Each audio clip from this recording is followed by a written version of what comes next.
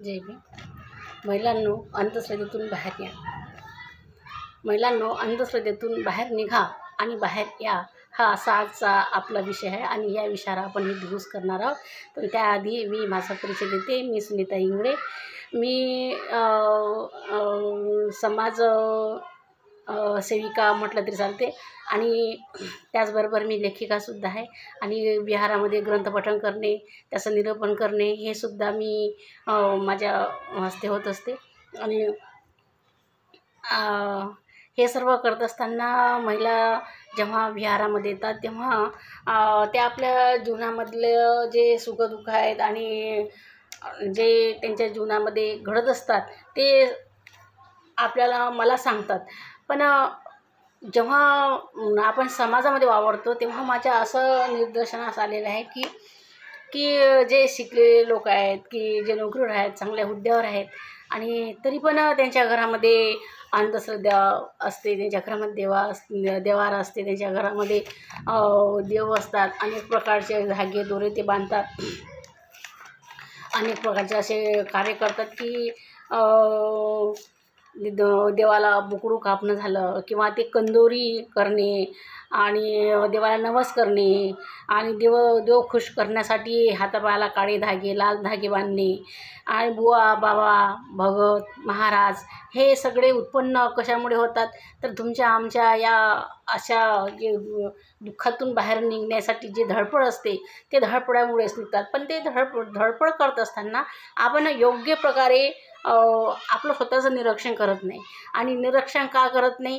कारण की आपल्याला म्हणजे जसं कोणी सांगितलं असते की ते बाबाकडे गेलं किंवा काही असं त्यांच्याकडे ते नारळ बिरळ फोडलं किंवा त्यांचे उपवास वगैरे उपास केले तर आपल्याला नक्कीच त्याच्यातून मार्ग मिळतो असं आपल्याला कोणीतरी सांगते, तेव्हा आपण त्याच्यावर चटकन लक्षात देतो.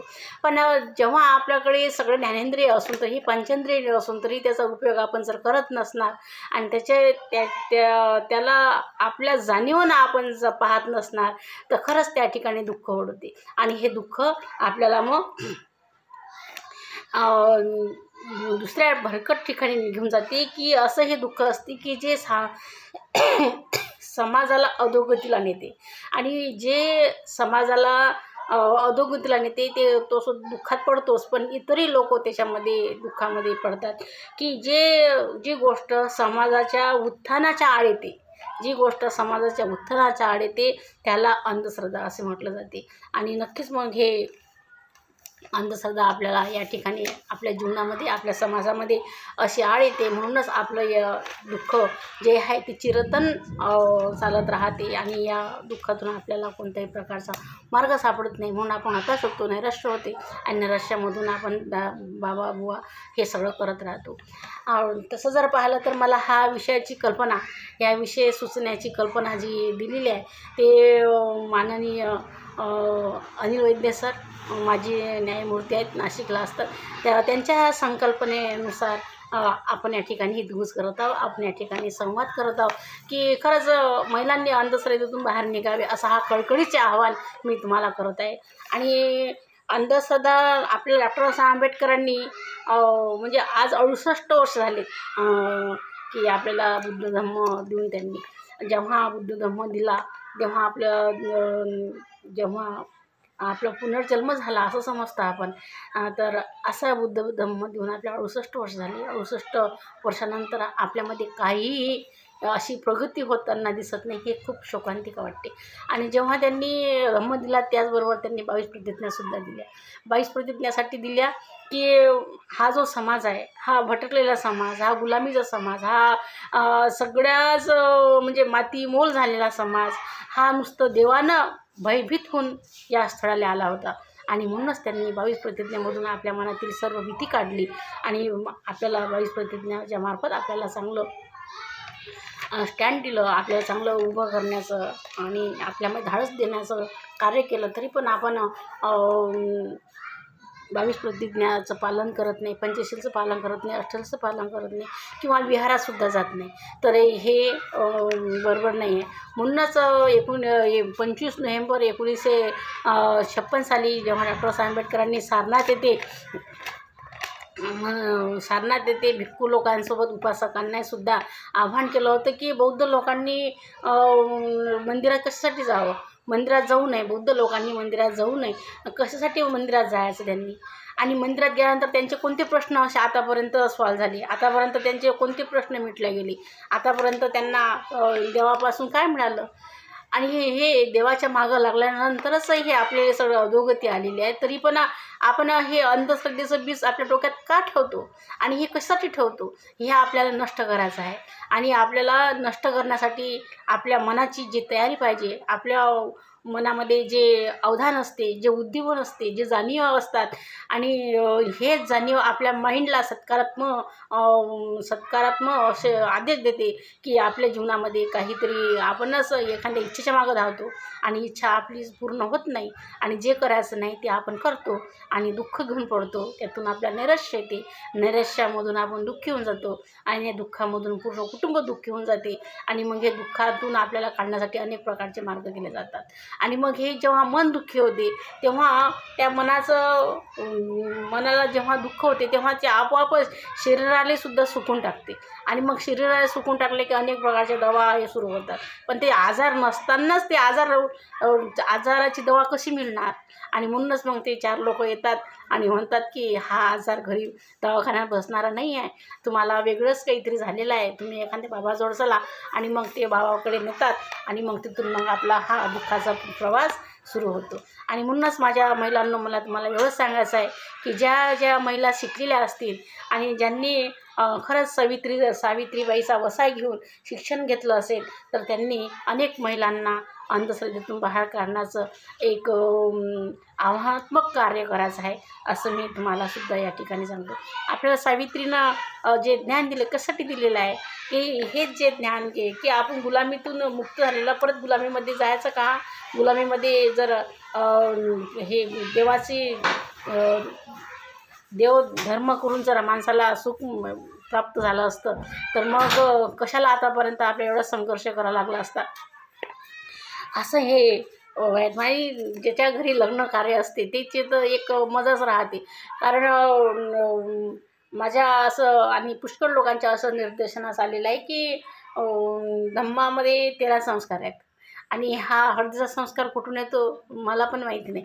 आणि हा हळदीचा संस्कार येतो आणि त्यावेळेस हळदीच्या वेळेस बापरे खूप धूमधामनं ते हळद खेळल्या जाते. तर ठीक आहे, आपल्या हौशेपोटी मुलांच्या हौशेपोटी आपण खेळतो, पण त्याच्यामध्ये सुद्धा दिवस वार येतात. शनिवारीच लावू नये, या दिवशीच लावू नये, त्या दिवशीच लावू नये. तर हे कशासाठी, हे कशासाठी, हे अंधश्रद्धा कशासाठी.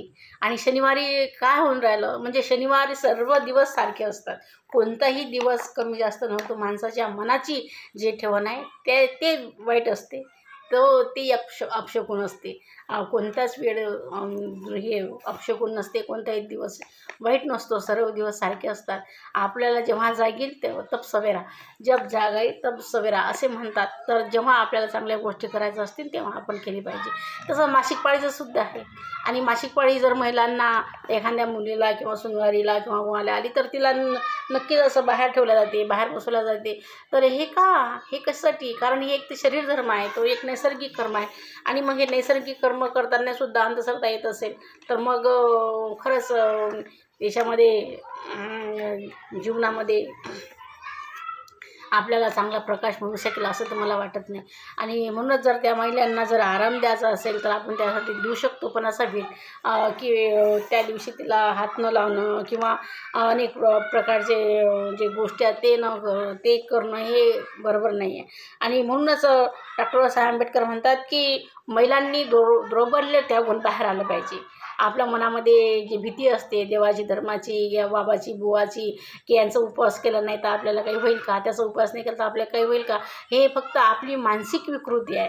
आणि याच्यातून जर आपण बाहेर पडलो तर नक्कीच आपल्याला आपल्या मनाची जे मनाचे सौंदर्य आहे ते खरंच सौंदर्य असे फुलू लागणार आणि त्याचा जो विचाराचा सुगंध आहे तो सर्वांना दिपून टाकणार. आणि म्हणूनच तुमच्यामधले जे असे द्रौबल्य आहेत ते तुम्ही खरंच झटकून टाकलं पाहिजे आणि चांगल्या मानसिक बलानं, तेजानं धम्माच्या मार्गाने आपण गेलं पाहिजे. दर रविवारी विहारात गेलं पाहिजे. दर रविवारी यासाठी आपल्या डॉक्टर आंबेडकरांनी सांगितलं की दर रविवारी विहारात गेल्यानंतर तुम्ही म्हणजे आपलं जे दुःखसुख आहे हे आपण एकामेकांना सांगू शकतो. कारण माणूस हा समाजशील प्राणी आहे आणि मग समाजामध्ये तो वावरत असताना अनेक प्रकारच्या गोष्टी एकामेकाच्या माध्यमातून दूर होतात. आणि म्हणूनच मग त्यांनी सांगितलं की विहारात जाणे आणि मुलांना चांगलं शिकवणे, मनामध्ये कोणत्याही प्रकारचं देवाची भीती न ठेवणे आणि जास्तीत जास्त धम्माचं म्हणजे तथागताचं जीवन वैज्ञानिक दृष्टिकोन, तथागताचा धम्म हा वैज्ञानिक दृष्टिकोन असल्यामुळे वैज्ञानिक दृष्टिकोन असल्याने आपल्याला जीवनामध्ये अनेक प्रश्न जर आपले थांबले असतील तर आपल्या विचारांना आपण ते सॉल्व करू शकतो. म्हणूनच वैज्ञानिक दृष्टिकोन असलेली व्यक्ती दुःखाचा डोळसपणे विचार करते की खरंच हे दुःख माझ्या मागे कसं काय आलं आणि ते किती मोठे येऊ, त्याच्या मागचे ते कारण भाव शोधून तपासून घेण्याची सवय त्याला लागते. कारण तो वैज्ञानिक दृष्टिकोनाचा काय असते जाणता असते. आणि म्हणूनच वैज्ञानिक दृष्टिकोन असणाऱ्या व्यक्तीकडे विज्ञानाने सिद्ध केलेल्या गोष्टी सर्वांना पडताळून पाहता येतात. त्यात व्यक्तीनुसार बदल होत नाही. दिलेले प्रयोग यशस्वी होतात. चुकले तर त्यामधून मध्यम मार्ग किंवा सुखाचे असे कोणत्याही प्रकारचे असं निघत नाही की या माणसाच्यानं हे चुकलं तर या विज्ञान त्याला माफ करत नाही. कारण विज्ञानाचा दृष्टिकोन कसा असतो सर्वांसाठी सारखा असतो आणि त्याच्यामध्ये कधीही बदल होत नसतात. आणि तसंच माणसाचं जीवनसुद्धा असते. जे आपल्या पंचेंद्रियांना जे ज्ञान मिळते ते ज्ञान कधीही कुठचं उसणं वासणं नसते. अगदी स्वतः निर्मित झालेलं असते आणि ते ज्ञान जे असते तेच ज्ञान खरं माणसाला जीवन जगण्यासाठी प्रवृत्त करत असते. आणि म्हणूनच मी सर्व महिलांना आवाहन करते की ते हळदीचा कार्यक्रम असो किंवा तुमच्या घरामध्ये कोणती म्हणजे परित्राण असो किंवा अनेक प्रकारचे दुःखसुख असो, कोणतेही वार किंवा काही असं मनात ठेवू नका आणि चांगल्या आत्मसन्मानाने, आत्मभावाने आणि मोठ्या आत्मविश्वासाने समोर जा.